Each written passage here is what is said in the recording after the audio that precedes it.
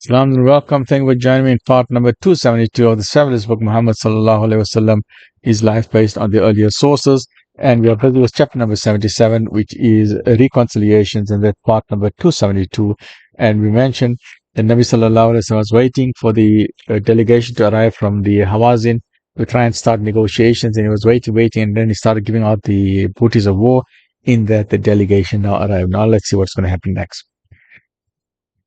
So no sooner had he finished handing out the spoils of war, the delegation arrived, and it was the brother of his foster father, Harith.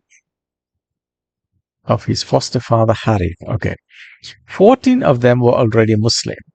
The remainder now entered Islam, and insisting that the whole tribe of Hawazin must be considered as his foster kinsmen, they asked for his generosity.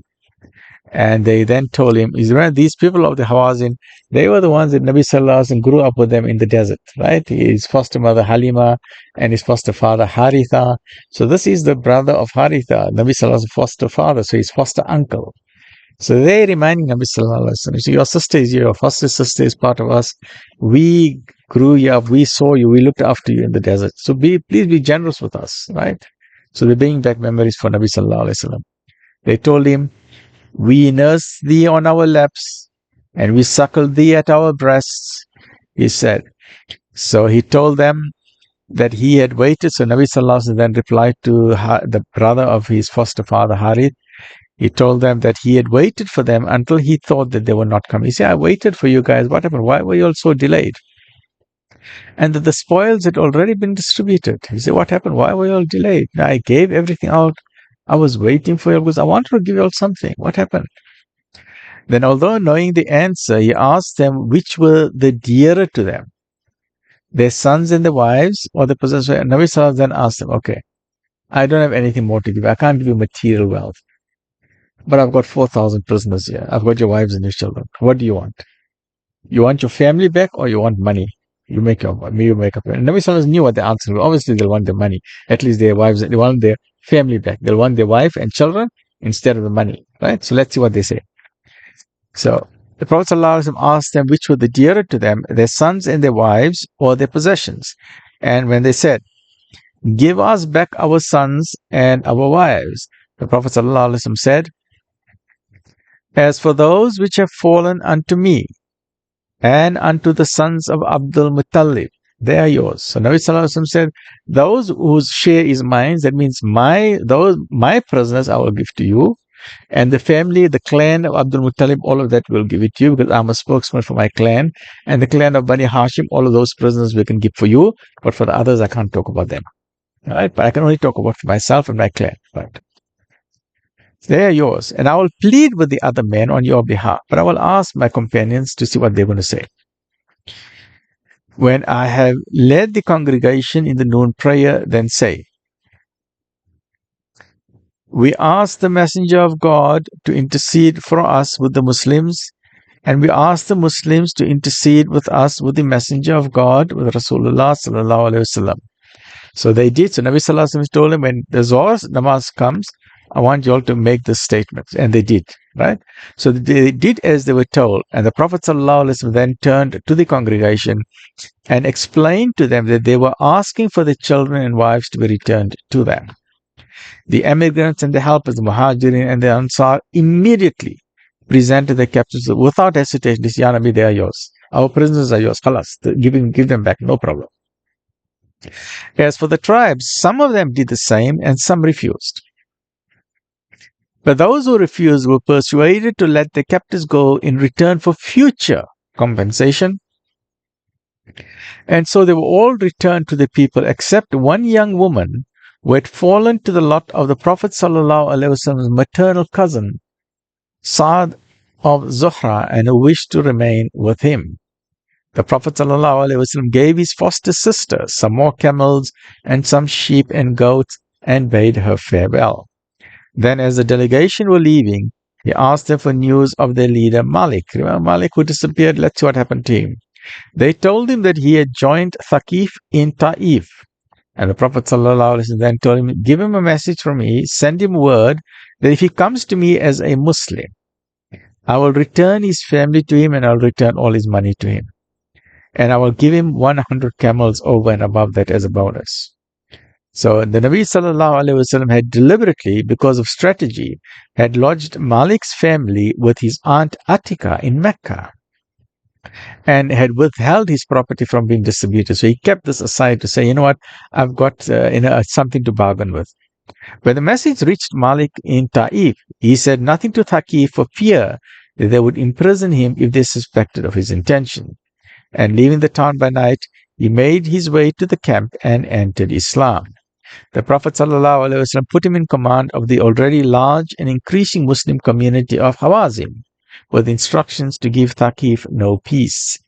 The raising of the siege of Ta'if had thus been no more than the briefest of respites. Another kind of siege, less acute but more implacable, was now to take its place.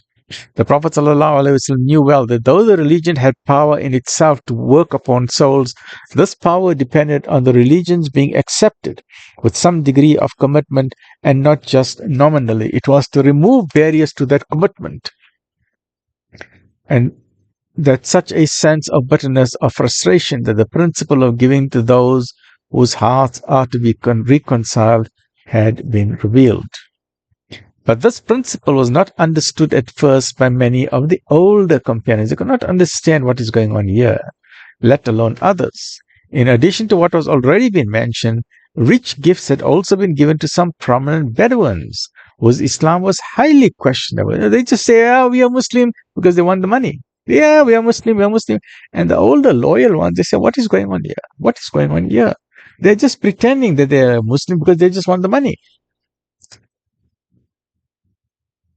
Sa'd of Zuhra asked the Prophet ﷺ why he had given 100 camels each to Unayna of Ghatafan and Akra of Tanim. These were like his enemy tribes. And nothing to the devout Ju'ail of Damra, who was moreover, unlike the other two, exceedingly poor. Prophet ﷺ replied, "By him in whose hand is my soul, Ju'ail is worth more than a world full of men like Unayna and Akra." That means this devout fellow, this poor fellow, Nabi Sallallahu Alaihi Wasallam, yes, indeed, I know. He is a person on his, he's a world full of one man against the whole world. That is how his level of piety is, subhanAllah.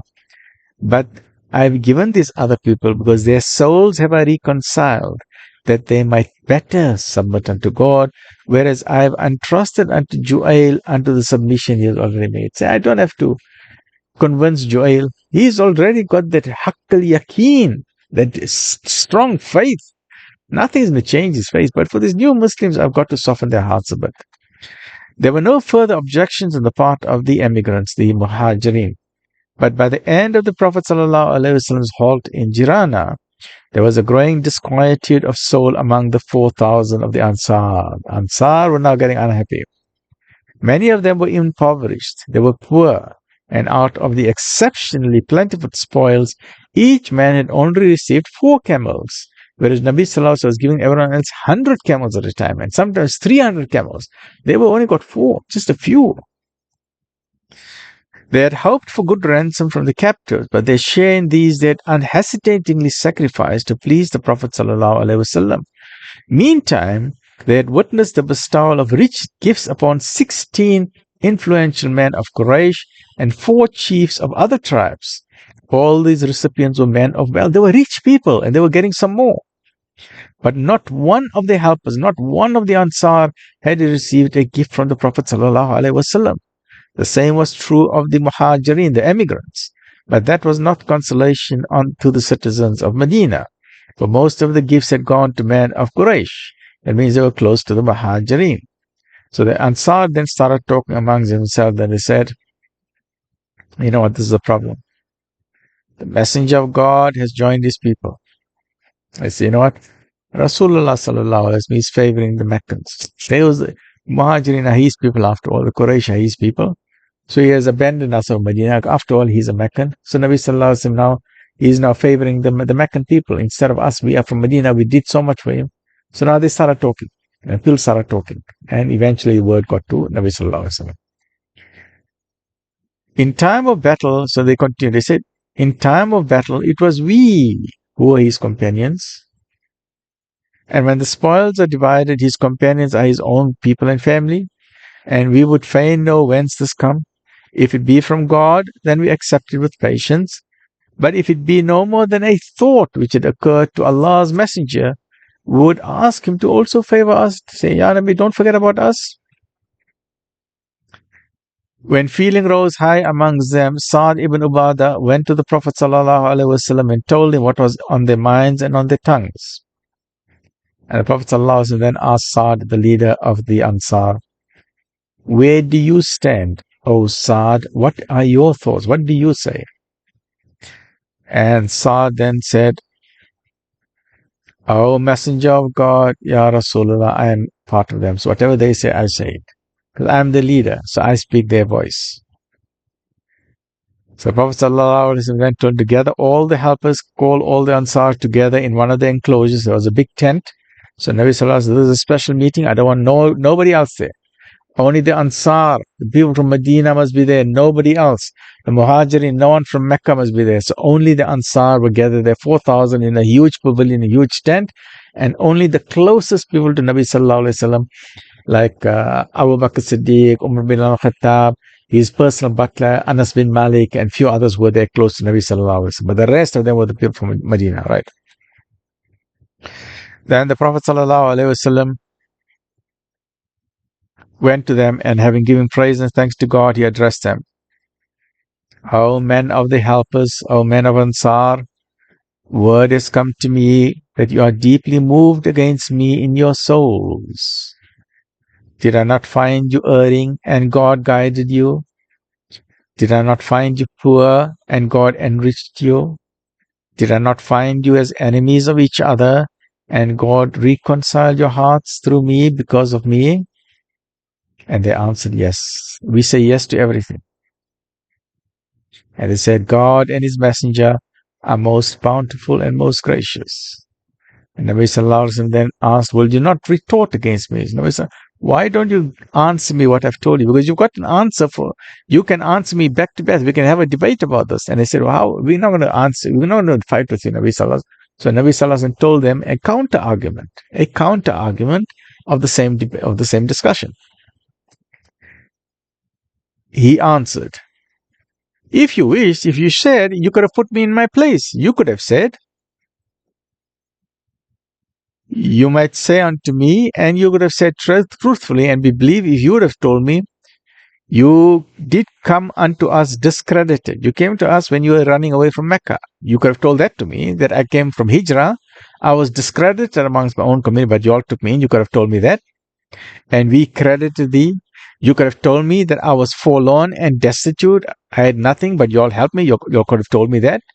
You all could have told me that I was an outcast, and you all took me in. That's also the truth. You all could have told me that. You all could have put me in my place, right? You all could have told me that I was destitute, and you all comforted me. You all could have told me that, but you all did not. You say any other. Why? Because you all are good people. You all got good hearts. You all could have put me in my place as a Nabi, but you all did not do that. Subhanallah. So Nabi Sallallahu Alaihi Wasallam is giving them both sides of the argument, and they just sitting and listening in amazement. Subhanallah, what an amazing human being, right? So Nabi Sallallahu Alaihi Wasallam then said, oh helpers, oh Ansar, Ya Ansar, are you stirred in your souls about the things of this world, whereby I have reconciled men's hearts, that they may submit unto God, when you yourselves I have entrusted unto your Islam?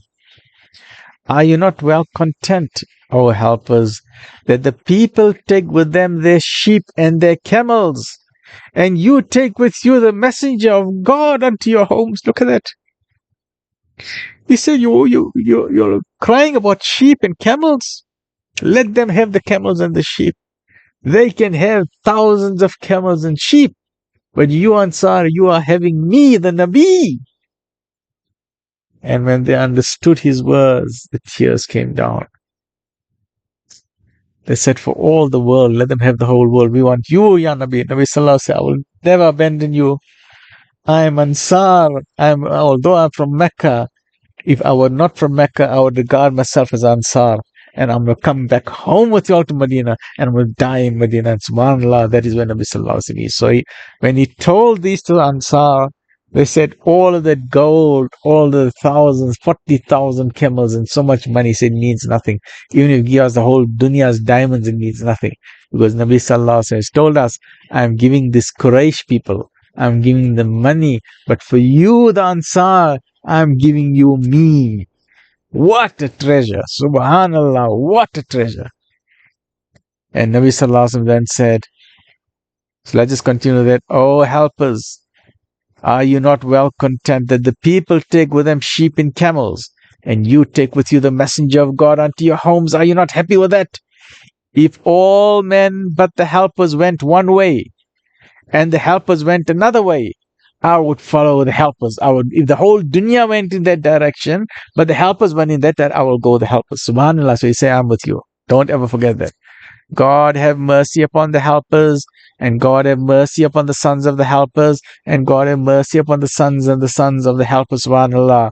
When he finished, they wept until the beards were wet with their tears, and with one voice they said, we are well content with the messenger of God as our portion. That is our spoils of war, the best spoils of war. Stay well, look after yourself, alhamdulillah.